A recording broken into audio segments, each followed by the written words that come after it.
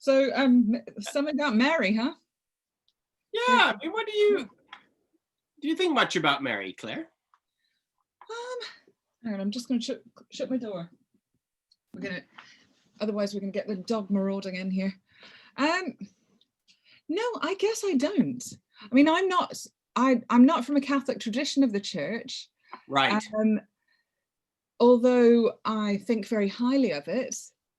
I don't think a huge amount about her because, I mean, I was brought up in very sort of evangelical, conservative type circles where Mary's part of the Christmas story and that's about it. And there's a couple of stories in the Bible about her, but very low Mariology, I guess. But then I came back to faith through the witness of two Catholic friends, and both women, and they held Mary very, very highly, and that made me think a lot more about her, I guess. What did they? I mean, how did they use Mary in their kind of witness to you back to the faith? Were they employing Mary? Not really, no. But it was I said a couple of things that and really, really annoyed Rebecca.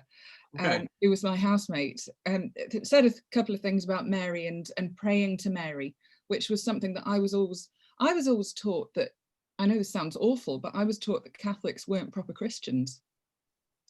Because they prayed to Mary. Because they prayed to Mary, right. Yeah, which is actually not really what's happening. Yeah. But Becca would say to me that actually Mary made it easier for her to understand Christ as a human. And also as a female Catholic, Roman Catholic, Mary made it easier for her to understand how to be in the church. So, because obviously no female priests in the Roman Catholic Church. But what about, is that an angle? Mary wasn't a figure for you as a female going into a largely male Anglican church? But it's not really largely male, is it, anymore? Right. Yeah, right. So you didn't feel like, oh, Mary is a figure that I am going to latch onto, or? No, I think there's also the Mary as mother as well as something that, I mean, personally for me is a source of I mean, I will only be as open as I feel I can, but it's a source of quite a lot of pain because Will and I can't have children, and so yeah, that's something that I can't really relate to. So here's a figure who's basically only known for being a mother. Yeah. That's her main characteristic, right? Yeah. A mother a woman who said yes, basically, to an impossible situation. So how do you preach? Did you have to preach on Mary last Sunday? Yeah, I mean, I still think she's incredible. And I preached about the ordinary things being made extraordinary by God, basically. Okay. She was an ordinary, what is now a teenager, though they hadn't been invented. And she had this crazy situation happen to her. Yeah. However it happened. I mean, there's so many different theories about that, but yeah, she was just a normal person, and yeah, I think, I don't know. I don't really think very much about her. No, like you said, you just, in your mind, or she's part of our tradition where we just dump her in the Christmas story. Yeah. And then there's a couple of stories, aren't there? So there's the story of Jesus staying at the temple and Mary and Joseph going back and looking for him when he was 13, very precocious 13. Yeah, my gosh. I'm sure she wasn't meek and mild after that. My goodness. Like any Jewish mommy. And then there's the story before that of Mary and Joseph taking Jesus to the temple to be blessed as a very young baby. And then he asks, they bring him his packed lunch one time, don't they? And he's got loads of people listening to him, and he says that terrible thing, who are my mother and brothers? Well, I was gonna say, I like to, Mary has more of an edge to her, I think, than just the Christmas story, than just the doting mother, right? Yeah. And one of the things I wanted to talk about was what happens. Pretend you were an alien and you only had the Gospel of Mark, for example. Okay. Or the Gospel of John, or the Gospel of Luke. Like, what changes in your view of Mary, depending on which Gospel you read? Because Luke is the one that has all the mother, the stories you've just described, they're all Luke's stories. But I always forget. Mark, Mary is actually sort of an antagonist in the Gospel of Mark. So she shows up, whenever she shows up, she's kind of, she sort of represents like the world that Jesus is trying to leave, or the world that's trying to pull him back into their world. Yeah. So she's not a villain. I really want to hastily add that, but there's an edge to her. Like, he's with all his people and they come and they say, your mother and your brothers are outside waiting for you. They think you're crazy. They're going to take you home. Yeah. That's when he says, who are my mother and my brothers? And he basically goes, who's with me? They're my mother and my brothers. And he redefines family around him, right? Yeah. It's a really powerful story and quite difficult to tell. So she's used in the Gospel of Mark as like an example of what the cost is of following Jesus, like what it's going to be like. It's going to set families against each other. Yeah. It's going to pull you out of your family. So they don't, like I said, she's not a villain. She's not portrayed as a villain, but she's kind of, if there's two poles, and if the world is revolving around family and tradition and nation, and Mary represents a lot of that, and Jesus says, the world's changed now, and you're going to be revolving around me now. Like, Mary represents that shift between the realities of your life is going to change if you follow me. She's kind of always there as that figure. And I mean, as I always need to keep reminding myself, actually 30 years old, which is how old we're told Christ was when he started. Yeah. That was old. Yeah. So he would have, so we don't know much about, well, okay, so we're fleshing out our story, right? Because we think of Mary as one story, but of course we have 4 different stories that talk about her. The Gospel of John never mentions her by name. We wouldn't know her name if we only had the Gospel of John. Okay. We would know that in the Gospel of John, she's right there present at Jesus's first miracle, which is the water to wine. Mm-hmm. And one of the first things you learn about Jesus is that he submits to his mother. Yeah. She bosses. I love that. Oh yeah, I forgot. Yeah, he says, my time's not ready. And she goes, don't listen to him. Yes, it is. You go, he says to the servants, you do what he tells you. Don't pay attention. Don't pay attention. It's his time. Don't.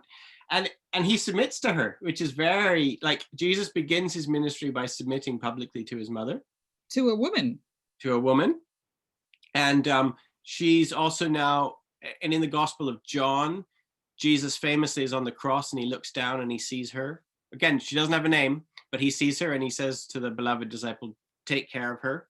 And he creates this blended family. And we do think that it's not impossible that the Gospel of John, a lot of the eyewitness testimonies that would have, because all the Gospels have a kernel of eyewitness testimony that's forming each one, right?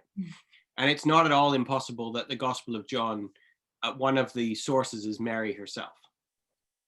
And that she would have been associated with the community that created the Gospel of John. Yeah. To the extent they don't have to use her name. It's kind of like, it's so obvious that she's there. She's the major celebrity of their culture, of that church, that she's so famous they don't have to use her name at all. Because everybody knows. Yeah. Yeah. You know, everybody knows it. So it's, so the fact that she doesn't have a name in John doesn't mean that they don't think she's important. It's almost the other way around. She's so important that she doesn't need a name. And that it's her memories and her life, and she begins the Gospel of John and then she's a character all the way throughout. Well, the Gospel of John is so different from the others. So different from the others, yeah. It's so beautifully written, for one thing. I mean, I remember so little of my Greek language. I'm a bit embarrassed to even think about it, but I do remember that they're written in totally different ways, and John is beautiful language. Yeah, and more philosophical and reflective and dreamlike. Yeah. And it seems like it's more the memories of old people who are remembering what it was like to be around Jesus. And so you've got John and you've got Mary, maybe, who are now, by the time the gospel is being written down there, they have died or they're dying. And it's their memories that are being captured. But it's Rowan Williams once said, when you read the Gospel of John, it's hard to tell when Jesus ends and John begins, and then when John ends and Jesus begins, because the thoughts just flow one into the other. Okay. And, but then Luke and Matthew, but Luke is the one I like. He really likes Mary, and he might also have known her, because all of our images of Mary, they really are coming from Luke. Like, Luke is the dominant voice, I think, when it comes to what we think of when we think of Mary. Yeah, well, that's most of the Christmas. Yeah. The birth narrative, isn't it? Is in Luke, a bit in Matthew. But it's funny that we think of Mary in a Christmassy Advent kind of Annunciation sort of way, like the angel appearing to her, and she's this young girl and virgin, and she's going to give birth. And then we, like you said, we kind of leave her aside and we don't really think about her anymore. Yeah. Till the next Christmas rolls around. But I think Luke has got a really different agenda for Mary. And I wish that we would read Mary's story at the feast of Christ the King, for example. Okay. Or on Ascension Sunday. And why is that? Because, I mean, look at Mary's song, right, in Luke 1. Yeah. The Magnificat. Which we say every time we say evening prayers. Yeah. I mean, the Magnificat is there in Luke 1. It's, first of all, like, you have had, I'm trying to say, I don't want to overemphasize it. Like, you've had, Zechariah has spoken a bit. Elizabeth has spoken a bit. But really, the first human being that really, like, properly gets the spotlight, boom, shone on them is Mary. It's in Luke 1. It starts on verse 46. So, like, really, you haven't been reading Luke for very long before you get to Mary. Yeah. She sets the agenda. Remember, Luke also wrote Book of Acts. Yes. Mary's song here sets the agenda for the whole Luke and Acts. And it's like the mighty are going to be brought down, and the humble are going to be lifted up. And he shows mercy to everyone from one generation to the next. And all generations will call me blessed. All generations will call me blessed. He has come to the aid of his servant Israel, just as he promised our ancestors, to Abraham and Abraham's descendants forever. And this is Luke telling you, this story, this Jesus story, is way bigger than just a nice man being born to some nice people. Yeah. Right? And throughout the rest of Luke and Acts, he's going to show the mighty being torn down and the humble being lifted up. And he's going to be showing the fulfillment of Abraham's desires, and then his descendants, who Luke is going to tell you really clearly through Luke and Acts, it's all of us, right? They put a lot of effort into making Abraham's descendants be more than just ethnic Jews. And it becomes Romans and Gentiles and Jews all together, sharing in the line that Mary started. It's basically showing the proof of her. She prophesies when she's pregnant, and she does her Magnificat, and the rest of Luke and Acts is essentially showing that her prophecy came true. Yeah. So it's way more than, and this is why I say it's more like Christ the King rather than the Annunciation or the nativity scene, because Luke is really wanting you to know that this is the birth of the king, of one who's going to sort of change nations and going to draw, the mighty are going to be toppled, and a new person's going to come take his place, and that kind of stuff. Is it true that this was banned in evening prayers? And I think it was banned in some parts of the church at some time. I don't remember when it was. Yeah. Because it's so incendiary. Yes, it's very incendiary. And slave owners, they would have slave Bibles where they would take out some of these passages. Wow. So slaves were only allowed to read certain Bibles with some of this stuff taken out.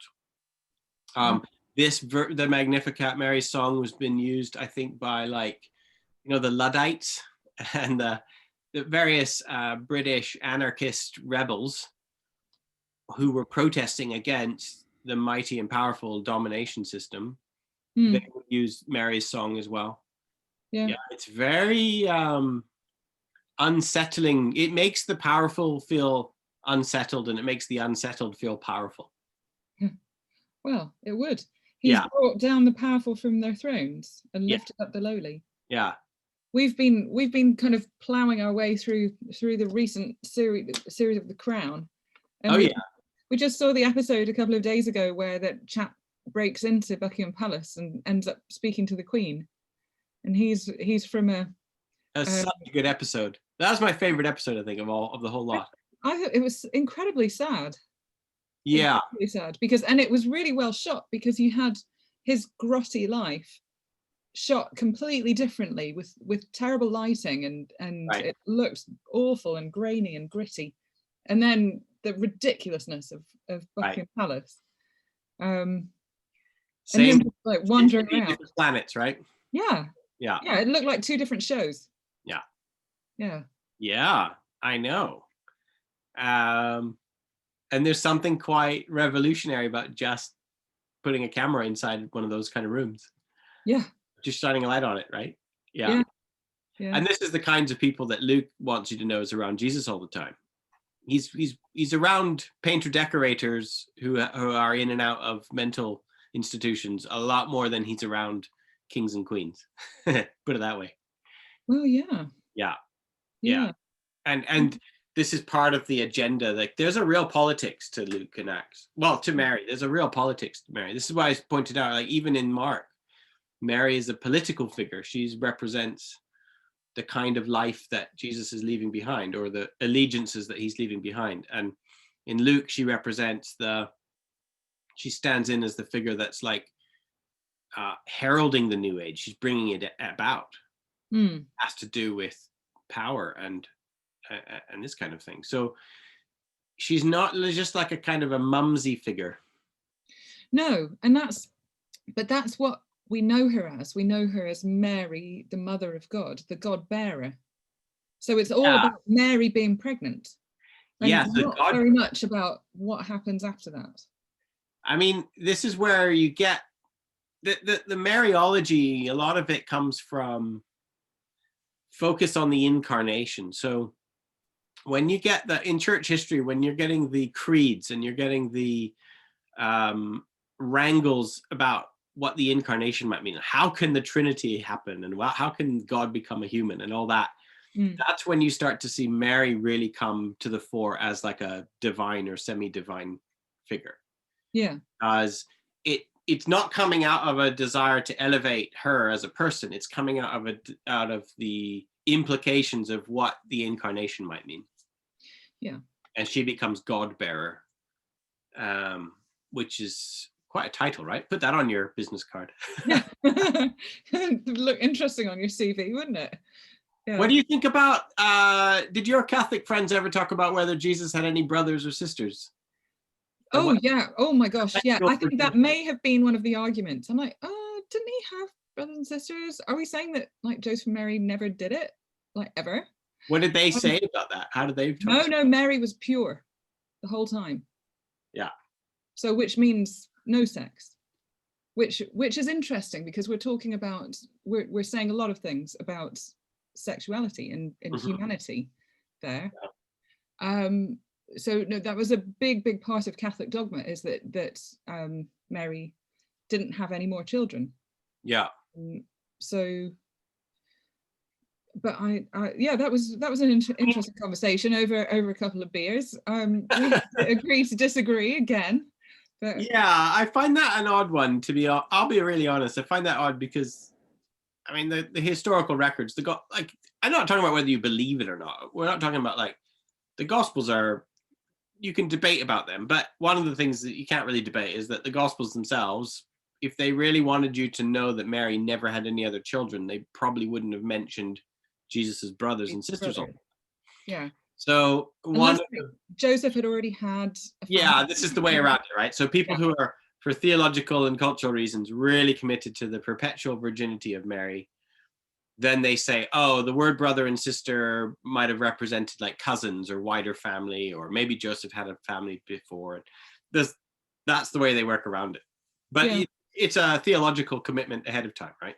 Yeah. Which is fair enough. I'm not trying to say that it has good reasons for that. But in the text itself, it doesn't seem to have any issue with the fact that Jesus had brothers and sisters. No.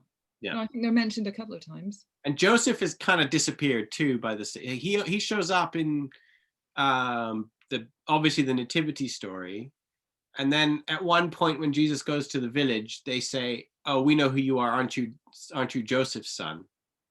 But there's even a suggestion there that maybe Joseph had died. Then we know that Joseph was around when Jesus had his bar mitzvah or whatever it was then. So when Jesus was 13. Yeah, at the temple he was there. Yeah. Yeah. And I think that's the last. Yeah, so we don't know what happened to Joseph, but it looks like he died. He certainly doesn't show up in any of the later accounts. He's not one of the eyewitnesses. He's not at the foot of the cross or anything like that. So it looks like Mary, again, Jesus was, I mean, so if Jesus is doing his thing in the 30s and Mary was 15 when he was born, and Joseph might have been a lot older, so he might have died quite a bit before Jesus ever reached maturity, right?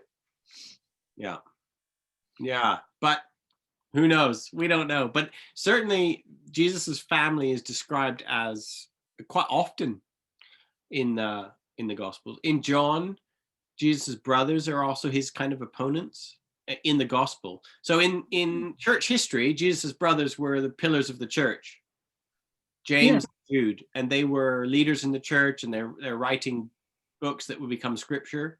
Yeah. But so everybody knows that Jesus's brothers, at the time of the Gospels being written, everybody knows Jesus's brothers are good people. But in the Gospel themselves, they're portrayed as enemies of Jesus. And they're the ones that don't get it. And they say, you wouldn't. You grew up with the guy. How could he be God? Well, that's kind of the point.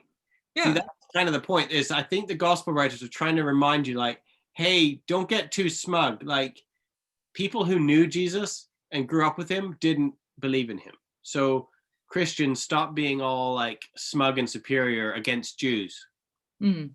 Because a lot of Christians by the 90s, AD 90, a lot of Christians are being very superior against Jews, going, oh, it was obvious Jesus was God. What's your problem?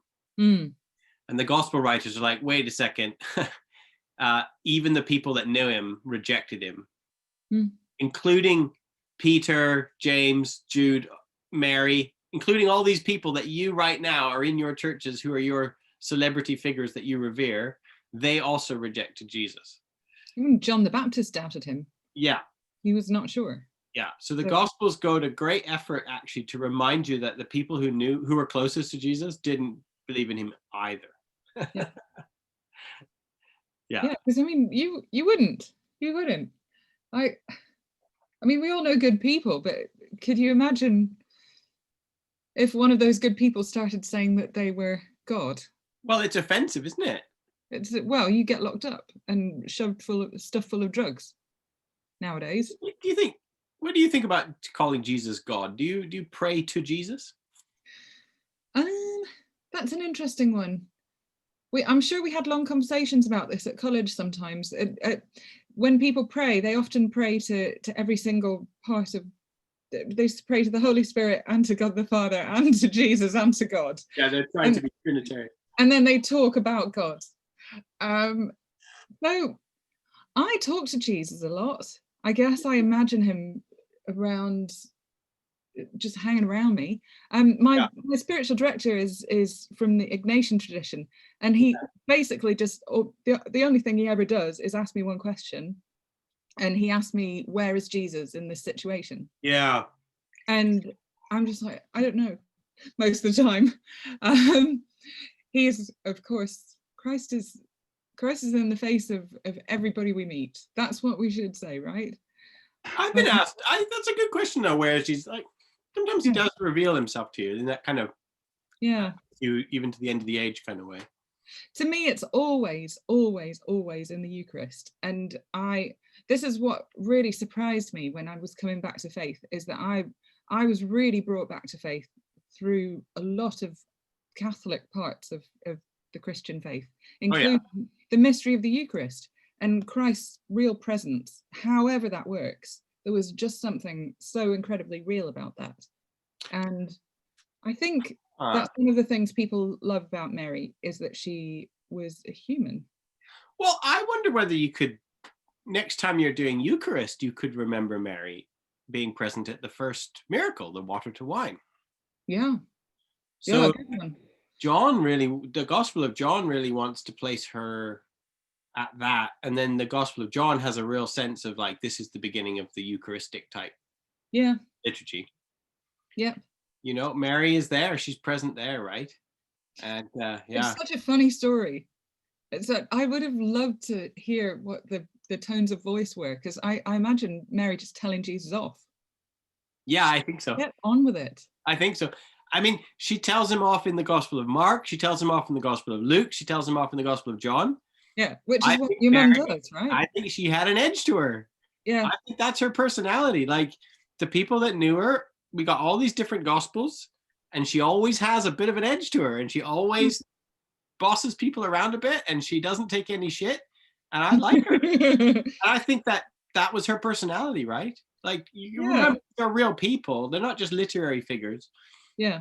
They've been used in different ways in the stories, but they are always based on a real person that people would have known. And I think that's one of her personalities. Yeah. Yeah. I just remember that trip to Rome. Yeah. And you see so many statues of Mary. Right. I remember one in particular in St. Peter's.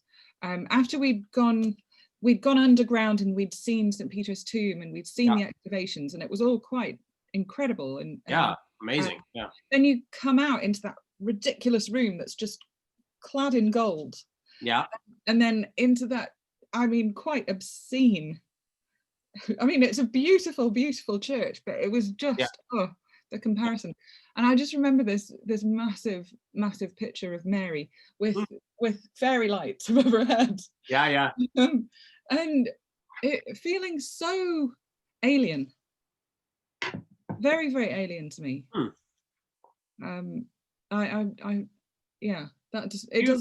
Does nothing. Mary the God Bearer isn't really much to you, but you like Mary the person more. Yeah, I'm beginning to like her even more now. I think I'd like to have a chat with her. She sounds like a great woman. She's not just defined by being the mother of a baby either, right? Well, no. I mean, it's really interesting at the moment because one of my very good friends is pregnant, and one of the things which will make women tell the most awful stories is finding out that somebody else is pregnant. And you get these terrible birth stories. I mean, just enough to make you want to cross your legs forever. And I mean, so bad. And for me, that was all I guess Mary had been. Mary, the mother, Mary who gave birth in that horrible, painful way that we all have to. Yeah. We all start off like that. But she's more than that. But she also shows up in the book of Revelation. Do you know about that? Remind me. There's this brilliant, we never do this nativity in the book of Revelation. I can't really. Oh, is that weird? Revelation 12. The woman with the stars above her head, is that? No, but listen to this, like Revelation 12. I wish we did this in our, you go and read this next time in your children. 9 Lessons and Carols. Yeah, do this instead of the other one, right? When the dragon saw that he'd been thrown down to earth, he chased the woman who had given birth to the male child. But the woman was given the wings of the great eagle so that she could fly to her place in the desert. There she would be taken care of, out of the snake's reach, for a time and times a half. Then from his mouth the snake poured a river of water after the woman, so that the river would sweep her away. But the earth helped the woman. The earth opened its mouth and swallowed the river that the dragon poured out of his mouth. So the dragon was furious with the woman, and he went off to make war on the rest of her children, on those who keep God's commandments and those who hold firmly to the witness of Jesus. Okay. His tail swept down a third of heaven's stars. Oh, there's more. Dragon stood in front of the woman who was about to give birth, so that when she gave birth, he might devour her child. I mean, next time you do the nativity, I'd love to have an image of like a dragon crouching at a woman's vagina, ready to rip the baby away. It's there. That's in the Bible. Yeah, I know there's a lot of weird stuff in the Bible, Stephen. I mean, but Mary's there, and she's this figure who's like part of this cosmic drama, right? This is the God bearer, the Theotokos kind of stuff. It's like, I mean, there's a lot of weird crap that goes into nativity plays. Will's just done this incredible film, Stephen. It's really funny, and it's been released a little bit every day. Yeah. But we didn't have dragons in it. No, I wish we did more. This year. I'd love to see that in a children's nativity. Oh, dragons. But like, again, that's them reimagining Mary, or taking the person of Mary and saying, hey, you think she's just this kindly old lady with a bit of an edge to her in your church. But she was involved in this drama of cosmic proportions. And what you thought was just a woman giving birth was actually a battle between the dragon and the king. And there's this, Mary's always being thought of in different ways, and she's always important in these stories, but she's used in different ways in the different texts. Yeah. But again, more than just a nice old lady. Yeah. Wow. John White says we did have a bear. You had a bear in your nativity? Tell me. Did we have a bear? No, I think it was actually a carved wildebeest. Was there a bear? Oh no, it's a teddy Jesus, because they didn't use a dolly, so they used somebody's teddy. How do you do that with COVID and stuff? Did you do nativities? But very carefully. So Will, it was all shot outside. Okay. And it was all shot within family groups and people who were bubbling together, and it took ages, and Will has taken a long time putting it together. And he got all the children involved and stuff. Yeah, it was amazing. And a herd of alpaca instead of Where do you get alpaca? There is a herd of alpaca next to Oakwood Church. Brilliant. Yeah, because this is Surrey and that's what happens. Oh, do you mind if I don't want to go too into Grinch Stole Christmas kind of territory, but oh, please go there. Can we talk a little bit about the no room in the inn story?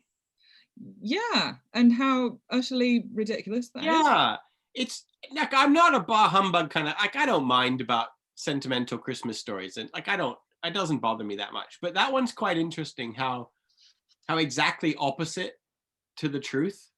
Is it in the scripture at all? Well, what it is, it's a weird. This is where you're getting a problem with English. The English word means something different than the than the Aramaic word. So the story is, Mary is pregnant. She's on the donkey. Her husband's coming. They're in Bethlehem, and there's no room for them at the inn, right? And so we have this idea that they're going door to door, trying to find a hotel. Trying to find a hotel. And that the hotel keeper goes, no room, and slams the door. And that, I mean, I've seen that in a million children's nativities. Which we totally have. I think they went to pretty much everybody's door in the village. We all do it, right?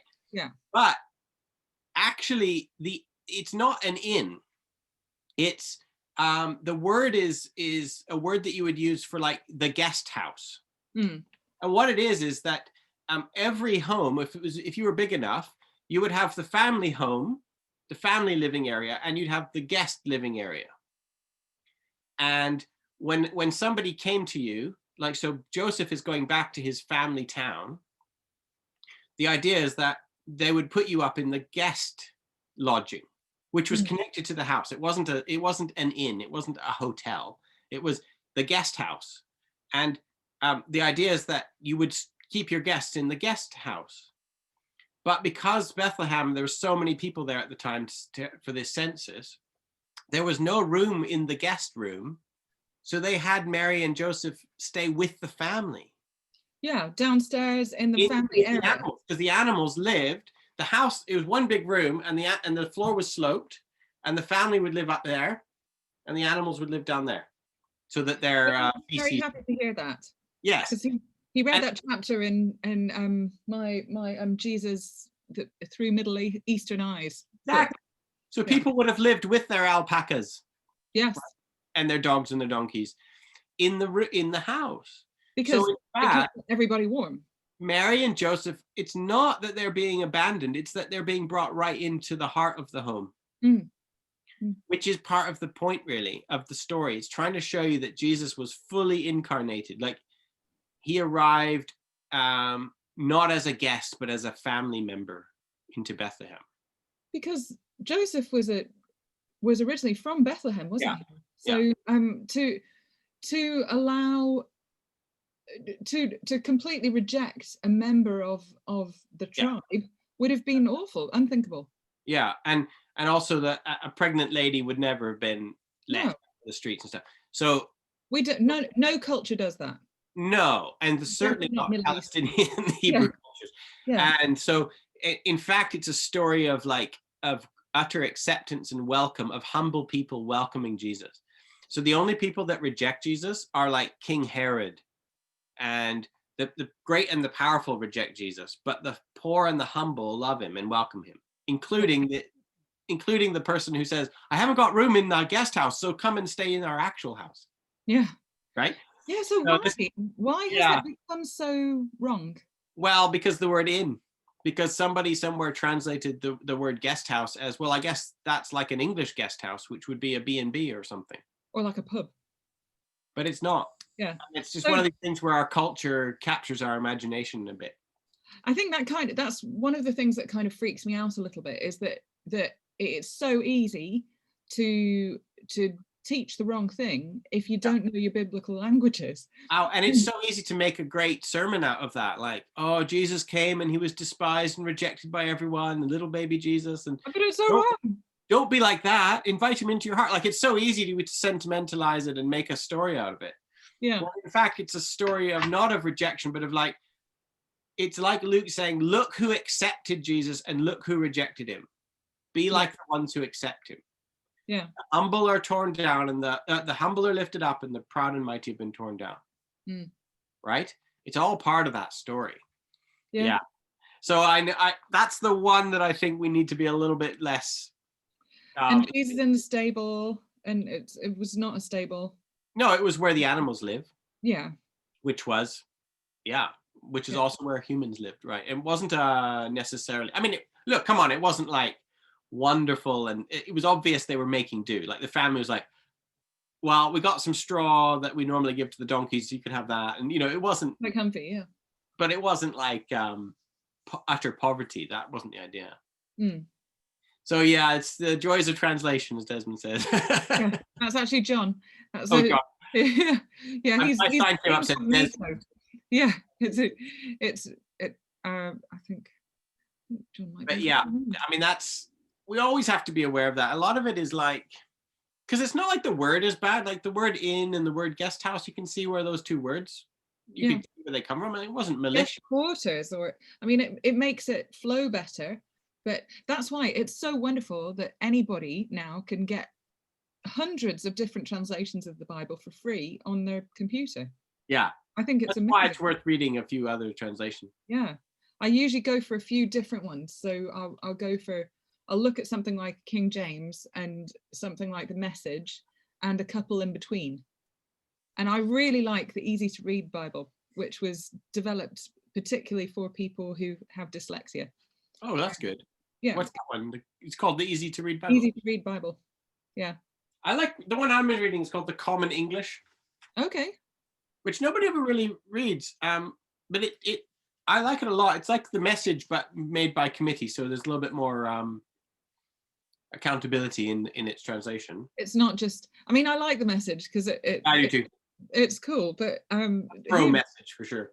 But I like. And this one is a woman's Bible I have. It's called the Women's Bible because all the study guides and notes were all written by women scholars. Okay. Yeah. It's not that it's got nice little flowers and places to journal. No. Okay. And there's some good stuff in here about Mary, by the way, because it's like all of those kind of textual notes that you get in any study Bible. These are all written by women scholars, which is quite an interesting. It's similar actually to our story about the translation. It's like it's really good to just expose yourself to a different point of view because it starts to shine a new light onto the text. Proper feminist theology is really, really interesting. Yeah, and it just highlights different things about the people that are in the Gospels. It's just that traditionally a lot of male scholars would just ignore or not realize. Yeah. It's not like these women are inventing stuff. Yeah. Yeah, they're not. They're not So inventing. They're just showing, oh, look, this was in this text and we didn't notice it before because we weren't paying attention. But now it's that a we're different here. light. It's shining a different light on it. I'm going to be talking about that in Midnight Mass. What kind of light is Jesus for us? And I think it would be different for different people at different times. So Belinda's just asked, do the Catholics accept that Jesus was born in humble surroundings? Because the Renaissance painters portray him in lush surroundings. Oh, Belinda, that is such a good question. She often asks good questions.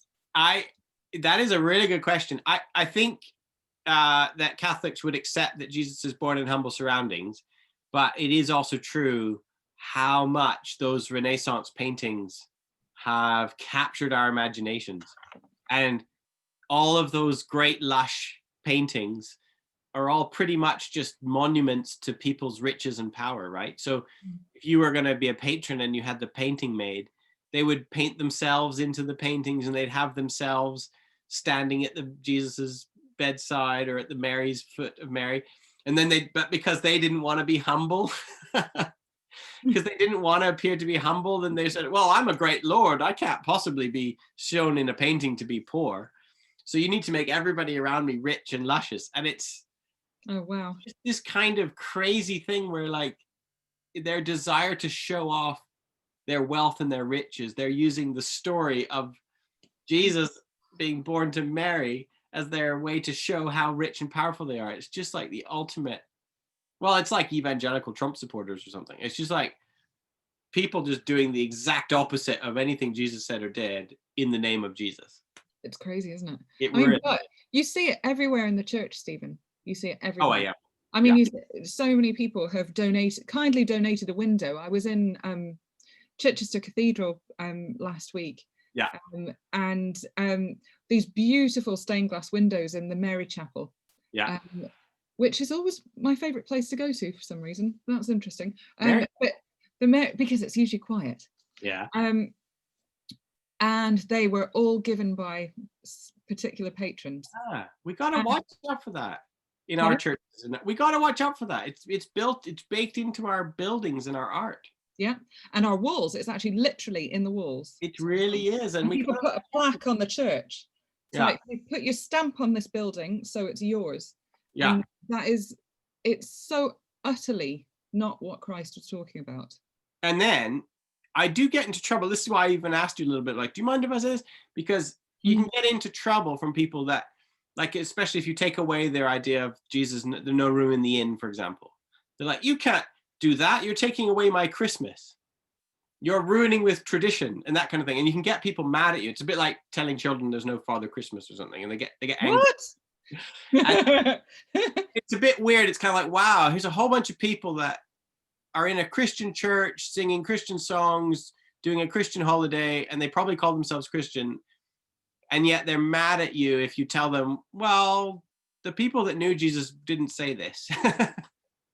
It's not what they meant. And it is kind of funny that we really much prefer our traditions and our English national Christian culture than we do the actual way of Jesus, right? And that happens all the time. Yeah. It happens to us in our Anglican churches for sure. Definitely. And it's about there's always good in things, and there's always a balance, isn't there? Because some of that tradition is wonderful. Just wonderful. Well, I would point out that, like, the whole point of the incarnation, it was like, well, Jesus had a skin color. He would have been, olive brown. He had an accent. He sounded like a Galilean, which, by the way, yeah, it was not a sophisticated accent. It was the butt of people's jokes. Like when he incarnated into an actual recognizable culture. And I think that we can use that, be aware of that in what we do as well. Kind of like, I'm not saying Christians should have no culture or heritage, but the problem is when you think your heritage and your culture is Christianity, that's the issue, right? So Got a How lot of do you know that? worship their own Englishness. Yeah. That happens a lot. Yeah. Yeah. It's actually the whole temptation that Jesus was when Mary and his brothers come and say, you should come and join us, you shouldn't be with your people anymore. They're basically representing that temptation to, like, your allegiance should be to your home culture that you were born into, and not to Jesus. Mm. And there is a difference, and it happens today as well. Even though we call it a Christian culture, it's still the same temptation. So how do we tell when that's happening? What do you think are the I'm going to ask, there aren't rules, but how do we know when it's a Jesus thing and when it is a just not? Well, it's not rocket, as my friend says, it's not rocket salad. It's not rocket salad. Rocket salad. I mean, like, it's pretty obvious. We don't have that much material what Jesus said and did. You can read it in an afternoon. It's right there. All four Gospels. Yeah, it's not unlimited information. It's not complicated. And if your home culture wants you to treat foreigners with contempt, if your home culture wants you to kill your enemies, if your home culture wants you to keep, social class in its really firmly embedded ways with no change, well, then that's against the way of Jesus. Mm. Like, it's really not that complicated. It's not hard to understand, it's just hard to do, right? So a lot of times Christians will say, well, Jesus couldn't possibly have meant turn the other cheek, because you can't run a country that way, or we can't possibly love foreigners the same way we love our own people, because that'll just make chaos at the border and that kind of stuff. And you're like, well, yeah, maybe it does. Maybe being a Christian looks a lot more like Mary, who is a radical, like, upsetter of the normal way of life, than it is looking like King Herod. Mm. Right? And followers of Jesus do kind of upset the normal ways of life, and they're not very good at running countries.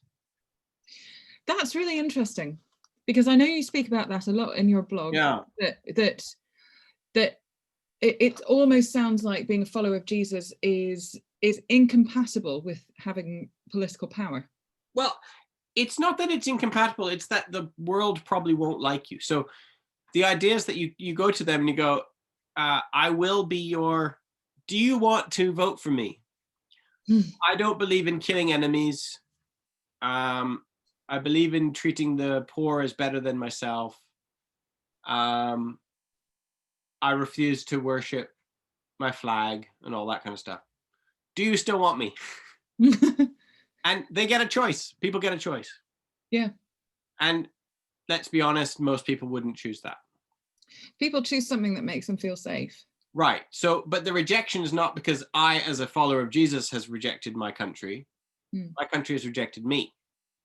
Right? Because the country could say, oh yeah, we do actually want people who consider others better than themselves. We do want somebody who isn't going to seek revenge and violence on my enemies. Like, we do want that. And then that could work, right? So I don't think that Christianity and politics are incompatible. I just think the reality is following the way of Jesus will always bring you up against some very firmly held beliefs that have to do with patriotism and nationalism. We have some people in our parish who have been in the armed services for most of their adult life and are very definitely Jesus people. Yeah.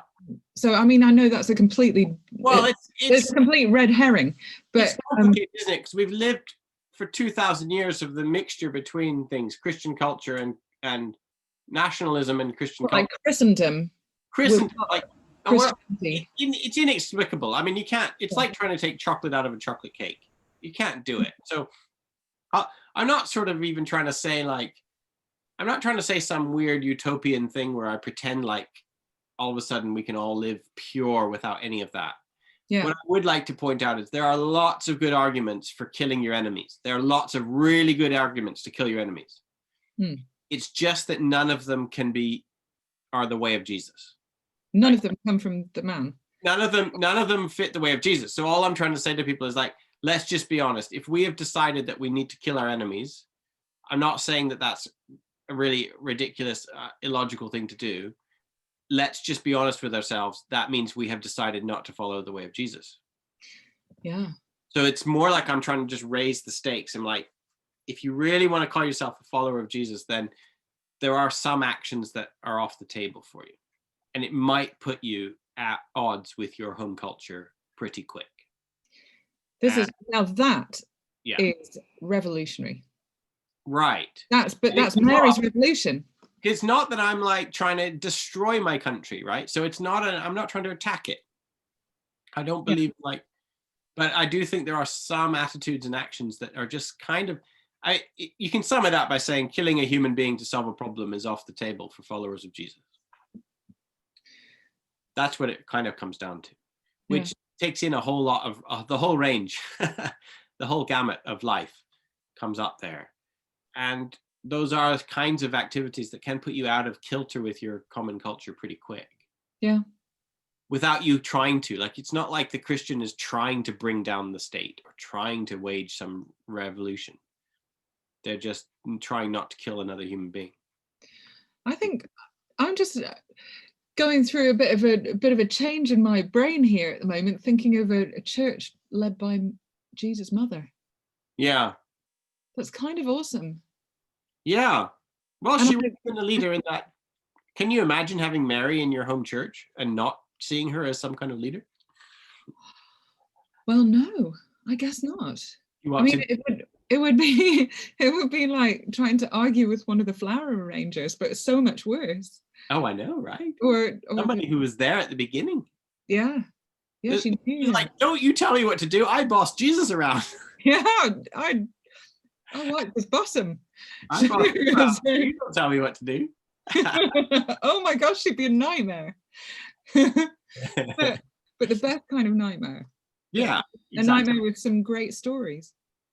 So yeah, I think interesting that the people who I know who hold Mary in such incredibly high esteem do not hold her in high esteem as an incubator for God. No. Not a person in her own right. Okay. So, but I think we can. I mean, I hold her in high esteem as she really is I mean, this is often pointed out. I'm not making it up, but like, she's not just a representative for women. She's the representative for humans, right? Yeah. She represents humans. What it is for a human to say yes to God, not just what it is for a woman to say yes to God. Yeah. And she's portrayed in the Gospel of Luke as the human reaction, or what a human life will look like when it accepts Jesus as King. So I really like her for that reason, for sure. I like her a lot. Yeah. I don't buy into the perpetual virginity kind of stuff, but I don't revere her as like a semi-divine creature, but I do have a high value for Mary as the kind of prototypical human. Yeah. Oh, we've got a couple of questions here. Oh gosh, we've got God seemed to back one side or the other in the Old Testament. Do you think he doesn't support wars in New Testament? Wow, yes, that's a very interesting question, because Jesus does seem to actually make a comment on that. And he says things like, you have heard that it was said, an eye for an eye and a tooth for a tooth. But I tell you, do not resist an evil person, right? And he makes a very direct comment on exactly that question. And there is quite a lot going on where he's like, you think that God is like this and that God takes one of these sides, but I tell you. And then in the Sermon on the Mount, he says, God is the one who makes it rain on the just and the unjust alike. And so Jesus emphasizes a vision of God, which is actually not the one who's taking sides on one or the other battle, even though that is in the Hebrew scriptures. But Jesus doesn't affirm every image of God that we meet in the Hebrew scriptures. He actually doesn't affirm some images of God, and he does affirm others. And I think we have to take that seriously. And it was Jesus's refusal to. So people wanted him to be like the national folk hero Messiah, who was going to destroy the Romans. and kick them out. Like, you have to remember, Jesus was living in an actual time of enemy occupation in his homeland, right? This wasn't theoretical. And people wanted him to kill the they thought that's what the Messiah does, that kicks out the Gentiles and restores the homeland. And Jesus very pointedly refused to do that on multiple occasions. And that's one of the reasons why he was crucified, because the same crowd that was cheering for him and said, here comes the Messiah, he's like King David, that's the very same crowd that then turns against him just a few chapters later, and calls for, they want Barabbas instead. So Pilate says, should you have Barabbas? Would you rather have Barabbas or Jesus? And they say, we want Barabbas. And Barabbas was, we're told he was a murderer, but he wasn't just a murderer. He was the kind of murderer he was called a sicari, which was a man who killed Jews who were seen to collaborate with Rome. Would they creep around in the marketplace with daggers underneath? Yeah, he was a political assassin. Yeah, he was a political assassin who was into purging the land from its Gentile corruption. And so when the crowd says, we don't want Jesus, we do want Barabbas, it's a very pointed moment. They're like, we would rather have that guy, we don't want Jesus. He's not just some random criminal. He's not a random criminal. He's a murderous folk hero. And they don't want Jesus, they want him. And so, there's a huge story being told in the Gospels, and they are very deliberately pitting that kind of expectation against who Jesus was. Yeah. And then it leads, of course, to Jews and Gentiles together worshiping together in one space and that kind of stuff. That's the story of the Christian life. So yeah, it certainly is a huge challenge to our militaristic solutions to problems, for sure. But it just simply is a challenge. I'm not saying that it's even workable. I'm not even saying that following Jesus works. I'm not. There's a theologian I really like named Stanley Hauerwas. Stanley Hauerwas is this Texan theologian, but he really believes in the non-violence of Jesus, and he says, look, I don't practice non-violence because it works. I practice it because Jesus asked me to. And but we've made that Jesus instructions and Jesus stories about Jesus into something completely different, haven't we? Like you said, with the chocolate cake, trying to take the chocolate out of the chocolate cake. Well, we've turned him into a patriotic, we've painted him like Constantine did. He just painted the cross on his shield. Yeah, he painted a cross on his shield and then went and took the Roman Empire in his name. Yeah. And that's basically what we've done all the time. Yeah. That's kind of been the history of a lot of Christian culture. Is it's just acted like any other nation. That's what nations always do. They always fight each other for power, and they've just carried on doing that. But they've slapped the name and the symbolism of Jesus on top of it. But it's not his way. I wonder what would happen if we actually followed him. Well, you'd probably get thrown in jail for being for treason. Yeah, which is what happens. That's what happens all the time, right? So, yeah, it's conscientious actors are called cowards, when it's like that's not cowardly to stand up against a whole culture that is baying for the blood of its enemies, and to say, I refuse to kill my enemies, even though my whole culture wants me to. That's not a cowardly position. So we do have these options. They're not invisible in our world. It's just they're not popular. Yeah. It's what Mary said. Yeah, it is what Mary said. Really somebody like a Martin Luther King Jr. was very inspired by this kind of stuff, and where he was like, well, we would rather suffer the injustice and the violence of the high and the mighty and have the world see us suffer, rather than inflict suffering on others. We think it's worse. It's a worse thing to inflict violence on another person than it is to have it inflicted on you. And they had this idea that there's a political revolution in submitting to the evil, like standing there and taking the hit, turning the other cheek, but doing it publicly so that the world sees what they've done to you. And it did start to change things, actually.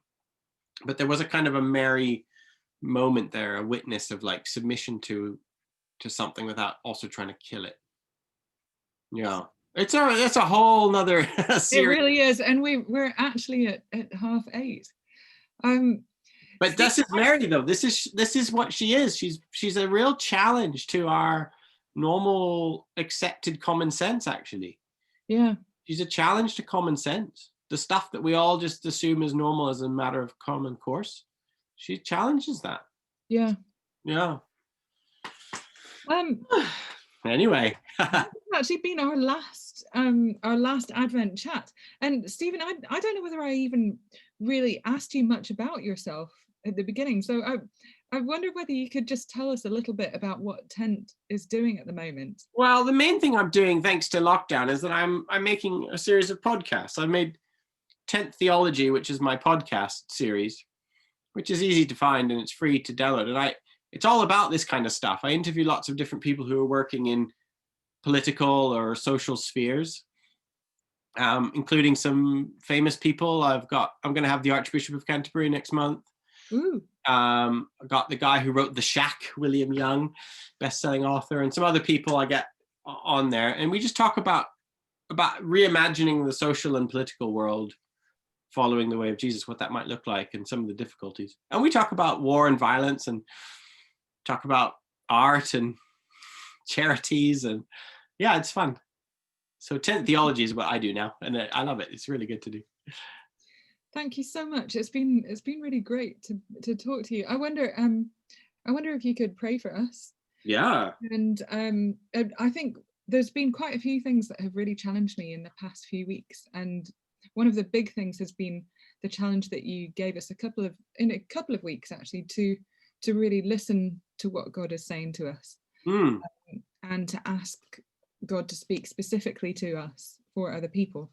And it's starting to happen a lot more, and people are starting to actually say things to each other about what they think God is saying, and great. It's like it's kind of, you know, that story about the people of Israel crossing the Jordan, and they actually had to step into the river before anything able to go over. And sometimes you've just got to pretend that it's going to happen and go for it. You really do. Yeah. So you have to act as if it's going to happen and then see what happens. Yeah. Wow. We believe that God has said this to us, and so yeah, we go for it. So yeah, wow. I do like to pray to Jesus, if you don't mind. Yeah, absolutely. He's obviously I do bless your churches, and I do want to bring open heaven over the parish and the 3 churches working in harmony together. I know it's 2 main churches and then a smaller one. I just bless you at the 3 congregations to live in harmony one with another, to hear the Lord one for another, to be incarnate into your parish and into your towns and villages. I do bless you to live on the edge of what it means to be in the kingdom, and not to get too comfortable in the center, but to live on the edges and to expect great and mighty things as your world gets rocked. So I do bless you to be like Mary, to wait for the humble to be lifted up and the poor to be brought down, and to say that great things are happening in the name of Jesus. Amen. Amen. Thank you so much. Goodbye, church. Yeah. And I'm sure we'll see you again. Yeah, fun conversations and fun questions. I hope you have a really good evening. And happy Advent. Do we say happy Advent, or can we say happy Christmas yet?